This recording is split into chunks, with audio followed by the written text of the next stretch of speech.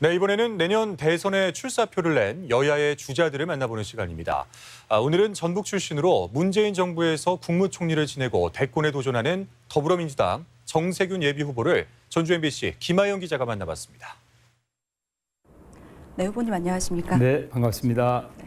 경선 일정이 연기되면서 이제 사람들 한참 만나고 알리고 하셔야 될 텐데 코로나 때문에 그것도 쉽지 않으시겠어요. 요즘 어떻게 보내고 계십니까? 예, 제가 광주에 며칠 있다가 전주로 왔어요. 활발하게 활동을 하고 있지만은 대면 접촉이 안 되니까 아무래도 좀 불편한 점이 많죠. 그래도 뭐 최선을 다해야지 다른 도리 없지 않습니까? 네, 전북에서는 국회의원의 상당수가 또 후보님에 대해서 지지를 표명하셨고 그리고 조직도 상당히 활발하게 움직이고 있는데요. 그에 비해서 지지율이나 뭐 바닥 민심과 이것들이 연결되진 않고 있는 모양새거든요.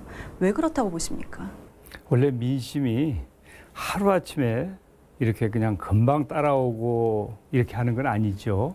아무래도 제가 후발주자이기 때문에 조금 느리게 움직이는 것이 아닌가 싶어요. 그래서 전라북도의 주요한 정치인들이 저와 함께하고 있기 때문에 저는 시간 문제다. 곧 아마 전북 민심이 움직이고 제가 전북 도민들로부터 높은 지지를 받을 수 있을 것이다. 저는 그렇게 믿고 있습니다.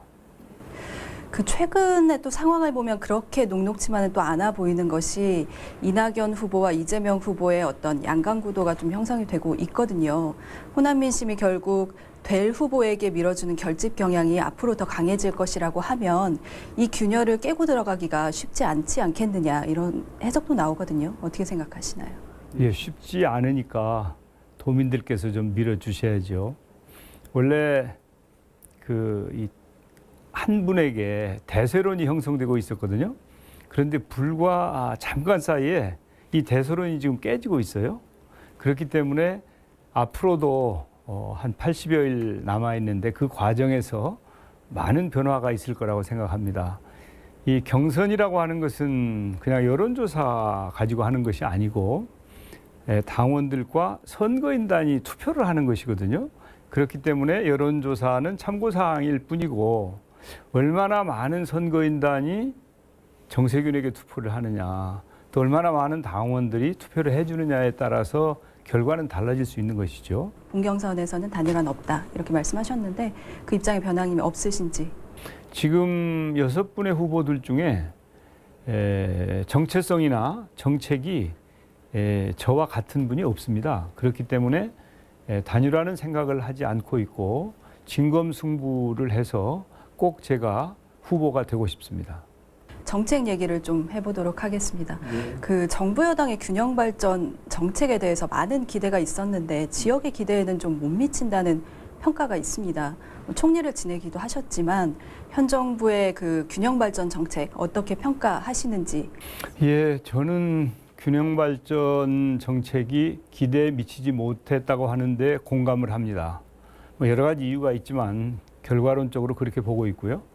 그래서 제가 집권을 하면 국가 균형 발전을 가장 중요한 정책 중에 하나로 추진하겠다는 생각을 가지고 있습니다. 원래 제가 전북에서 정치를 했고 또 국가 균형 발전에 관한 확고한 신념을 가지고 있는 사람이기 때문에 더더욱 그렇습니다. 아마도 기업의 지방 유치 그리고 지방에 있는 대학의 유지 발전 이런 것들이 지방 분권에 그리고 균형 발전에 매우 중요한 요소라고 생각해요. 특별히 전북과 관련해서는 좀 어떤 정책 공약을 가지고 계세요?